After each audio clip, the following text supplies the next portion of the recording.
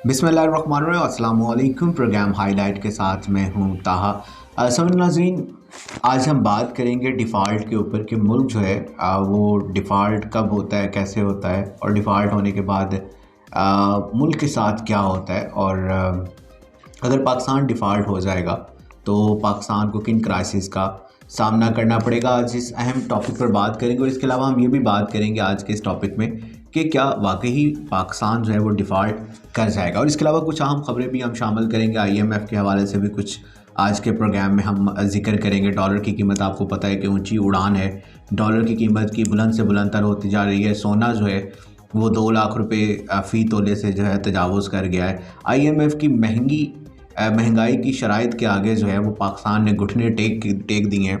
और इसके अलावा भी कुछ अहम ख़बरें जो हैं वो आज की शामिल करेंगे। इमरान खान साहब ने आज ख़िताब भी किया है, फवाद चौधरी का जुडिशल रिमांड जो है वो भी मंजूर हो गया, इस हवाले से भी बात करेंगे। इसहाक डार जो है वो मुल्की मैशियत के हवाले से क्या कहते हैं, आज इसके ऊपर भी नज़रसानी करेंगे।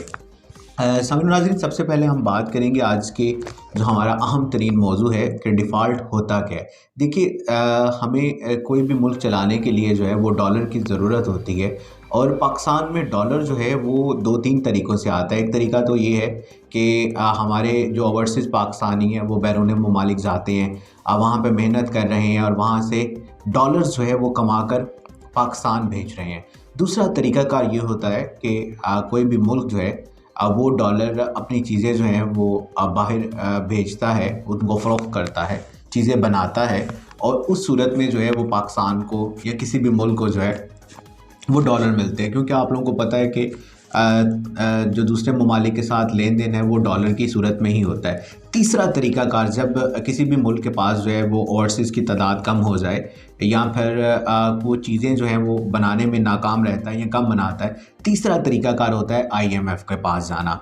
कि मुल्क जो है वो जाकर IMF से कर्ज़ा लेता है जो कि डॉलर की सूरत में होता है और उससे फिर जो है वो मुल्क की मैशियत का पहिया जो है वो चलता है। समझ नाज़रीन, हमारी बदकिस्मती ये है कि पाकिस्तान जो है वो पिछली कई दहाइयों से जो है वो बैरून ममालिक से कर्ज़े लेता रहा है, IMF से कर्ज़े लेता रहा है। और मुल्क जो है वो डिफ़ॉल्ट कब होता है, जब ये तीनों रास्ते बंद हो जाते हैं, आपके ओवरसीज़ आपको डॉलर्स नहीं भेज रहे और या इतनी तादाद में नहीं भेज रहे कि आपका मुल्क चल सके।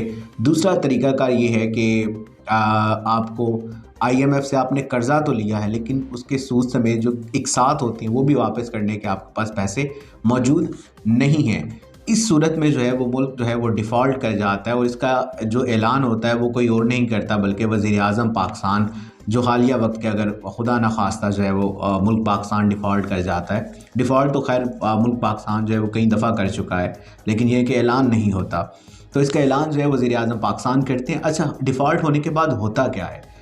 डिफ़ॉल्ट होने के बाद मुल्क में जो है वो एक महंगाई का जिन जो है वो आ जाता है। आपको एक डबल रोटी ख़रीदने के लिए भी शायद एक पैसों की गट्ठी जो है अब वो दुकानदार को पकड़ानी पड़ेगी, उसके बाद जो है वो आपको एक डबल रोटी मिलेगी। अंडा शायद आपकी पहुंच से बाहर हो जाए और दूसरी आसाइशें ज़िंदगी जो हैं वो आपकी पहुंच से बाहर हो जाएंगी। डिफ़ॉल्ट होने के बाद कोई भी मुल्क जो है वो उसको कर्ज़ा नहीं देता, लेन देन नहीं होता। इवन आपको पता है कि अगर हम दूसरे ममालिक से कोई भी चीज़ें ख़रीदते हैं, पेट्रोल ख़रीदते हैं, बिजली ख़रीदते हैं या दूसरी एशियाई खुर्दोनोश ख़रीदते हैं या खाना पकाने वाला तेल ख़रीदते हैं, तो उसके लिए भी हमें बैंक की गारंटी की ज़रूरत होती है। अगर कोई मुल्क डिफ़ॉल्ट कर जाता है तो कोई भी मुल्क उसको कोई भी बैंक जो है वो उस मुल्क की गारंटी नहीं देता। इन शॉर्ट, अगर पाकिस्तान जो है वो डिफ़ॉल्ट कर जाता है तो आपका खाना पकाने वाला तेल जो है वो यहाँ से जाता रहेगा। आपकी इम्पोर्टेड एशिया जो आप इस्तेमाल करते हैं, टूथपेस्ट से लेकर आपके शू की पॉलिश तक, आपके जैम्स, आपकी कॉस्मेटिक्स, ये तमाम चीज़ें जो हैं वो पाकिस्तान से आहिस्ता आहिस्ता जो है वो ख़त्म हो जाएंगे। अगर डिफ़ॉल्ट की मैं बात करूं तो पाकिस्तान अगर डिफ़ॉल्ट इन केस कर जाता है, ये कोई पहला मुल्क नहीं होगा दुनिया का जो डिफ़ॉल्ट कर जाएगा। बहुत से तरक्की याफ्ता ममालिक जो हैं वो इससे पहले भी तारीख़ में डिफ़ॉल्ट कर चुके हैं। अगर फ़्रांस की बात करें तो फ़्रांस उन ममालिक में सहरे फ़हरिस्त है जो डिफ़ॉल्ट कर चुका है। डिफ़ॉल्ट होने के बाद क्या होता है? डिफ़ॉल्ट होने के बाद जो है तमाम ममालिक जो है वो बैठते हैं, एक बेंच पर बैठते हैं और उस मुल्क के साथ मुज़ाकरात किए जाते हैं। IMF मज़ीद इन्वॉल्व होता है और मज़ीद जो है वो कुछ ममालिक उसकी गारंटी देते हैं और IMF दोबारा दरमियान में इन्वॉल्व होकर अपनी शराइत को मंजूर करवाता है, कुछ मज़ीद कर्ज़े दिए जाते हैं जिससे या मज़ीद जो है वो मुल्क की इमदाद होती है। जिस तरह आपको पता है कि सैलाब ज़दगान के हवाले से भी इमदाद आई थी। जब भी कोई मुल्क डिफ़ॉल्ट कर जाता है तो पूरी दुनिया जो है वो उस मुल्क को इमदाद करती है। बाइस शर्मिंदगी है, लेकिन होता यही है कि इमदाद होती है, फिर IMF की अपनी कुछ शराइत होती हैं जिसमें मुल्क में एक महंगाई का तूफ़ान आता है और उसके बाद जो है वो उस मुल्क में वही चीज़ें आहिस्ता आहिस्ता से जो है वो शुरू हो जाए। सामने नाज़रीन, मुल्क पाकिस्तान के हवाले से बात करें तो मुल्क पाकिस्तान में हमेशा जो है वो हर आने वाली हुकूमत ने बेशुमार कर्ज़े लिए हैं। जब भी कर्ज़े लेते हैं तो उन कर्ज़ों की अदायगियाँ जो है वो भी करनी होती हैं और अदायगियाँ करने के लिए हमारे पास पैसे नहीं होते और उन्हीं कर्ज़ों की अदायगियों के लिए हम मज़ीद जो है वो IMF से सूद लेते हैं और इसी मज़ीद पैसे लेते हैं, उस पर मज़ीद इंटरेस्ट लगता है और यही सिलसिला जो है वो पाकिस्तान का चलता आ रहा है। और अगर मैं इस हवाले से बात करूँ तो पाकिस्तान के आइंदा पैदा होने वाले 30 लाख बच्चे जो भी पैदा भी नहीं हुए वो भी तकरीबन जो है वो 3 से 4 लाख रुपए के कर्ज़े में इस वक्त जो है वो उनके ऊपर कर्ज़ा है। जो बच्चे अभी तक इस दुनिया में पाकिस्तान में आंखें भी आज उन्होंने नहीं खोली, मज़ीद 30 लाख बच्चे जो पैदा होंगे वो भी आपके 30 से बेशुमार लाखों रुपए के कर्ज़ों में डूबे हुए हैं। और अगर सामने नाज़रीन, ये तो मैंने आपको बता दिया कि डिफ़ॉल्ट की ये कहानी होती है। अगर मुल्क पाकिस्तान जो है वो डिफ़ॉल्ट कर जाता है, अभी तो खैर पाकिस्तान में बेशुमार महंगाई है, लेकिन आप ये समझें कि इससे ज़्यादा महंगाई, और महंगाई आ क्यों रही है सामने नाज़रीन? महंगाई भी इसलिए आ रही है क्योंकि हमारे पास वो वसाइल मौजूद नहीं है। अब बदकिस्मती के साथ अगर हमने आलूओं की प्रोडक्शन की है तो हमने उसी के जो है वो पकोड़े बनाकर ख़ुद हमने खाए हैं। अगर यही आलू हम बाहर भेजते तो शायद हम कुछ कमा सकते, वहाँ से डॉलर्स कमा सकते, मुल्क की मैशत का पहिया चल सकता। लेकिन बदकिस्मती से हम पाकिस्तानियों ने जो भी चीज़ें बनाई हैं वो हमने खुद ही इंजॉय की हैं। कभी भी हमारे लिए इतनी आसानियाँ नहीं पैदा की गई कि हम लोग जो हैं वो चीज़ें बनाकर बैरून ममालिक भेजें, उसके एवज़ जो है वो डॉलर्स कमा कर पाकिस्तान लेकर आया जाए ताकि पाकिस्तान की मैशत का पहिया जो है वो चलता रहे। कहानी बेशुमार लंबी है अगर इसके ऊपर बात की जाए। तो नाज़रीन, आप लोगों को बताते चलें कुछ और अहम ख़बरों के हवाले से बात करते हैं।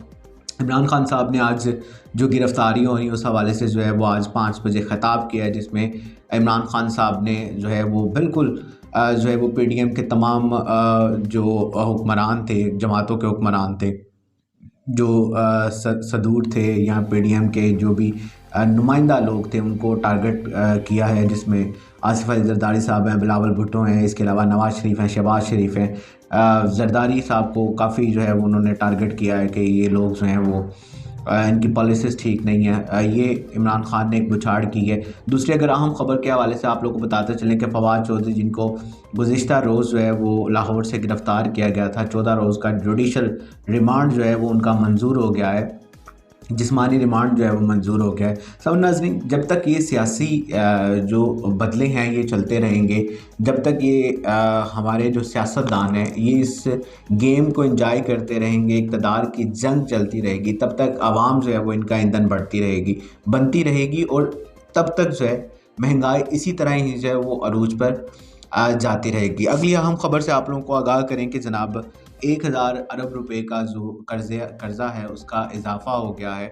और ये आप लोगों को और बताएं कि अगर इसहाक डार के हवाले से जो मैंने प्रोग्राम के आगाज़ में बात की कि इसहाक डार ने आज एक इफ्तिताह के मौका पर कहा है कि पाकिस्तान जो है वो माशी तौर पर बिल्कुल तबाह हो चुका है, एक दलदल में फंस चुका है और इसको दलदल से निकालना जो है वो रब ताला के ज़िम्मे है। यानी कि जब भी देखें कि एक आपका ज़िम्मेदार शख्स जब इस तरह का बयान देता है तो इसका मतलब ये कि पाकिस्तान के पास इस वक्त कोई भी रास्ता नज़र नहीं आ रहा दलदल से निकलने का। और जब तक ये इक़्तिदार की जंग लगी रहेगी, तमाम हुक्मरान जमातें जो हैं, अपोजिशन जमातें जो हैं वो एक दूसरे के साथ लड़ती रहेंगी, तब तक ये महंगाई का सिलसिला जो है वो इसी तरह चलता रहेगा जब तक ये तमाम जमातें एक पेज पर आकर इसका कोई सलूशन नहीं निकालती। पेट्रोल के हवाले से बात करें तो पेट्रोल की कीमतों में भी इजाफा हो रहा है क्योंकि IMF ने जब अपनी शराइत को मनवाना है तो उसमें जाहिर सी बात है कि सबसे पहले उसकी शर्त यही होती है कि डॉलर को मुल्क में इंक्रीज़ किया जाए, जो कि इस वक्त बुलंद तरीन सतह पर है। ओपन मार्केट की अगर बात की जाए तो 263 रुपये डॉलर जो है वो उसकी कीमत है। और अगर सोने की बात की जाए तो सोना फ़ी तोला जो है वो 2 लाख रुपए से तजावुज़ कर गया है। सब नाज़रीन, ये महंगाई का वो जिन है जो अगर मैं आपको कोई सुहाना ख्वाब ना दिखाऊं तो आइंदा आने वाले वक्त में मज़ीद बेकाबू होगा।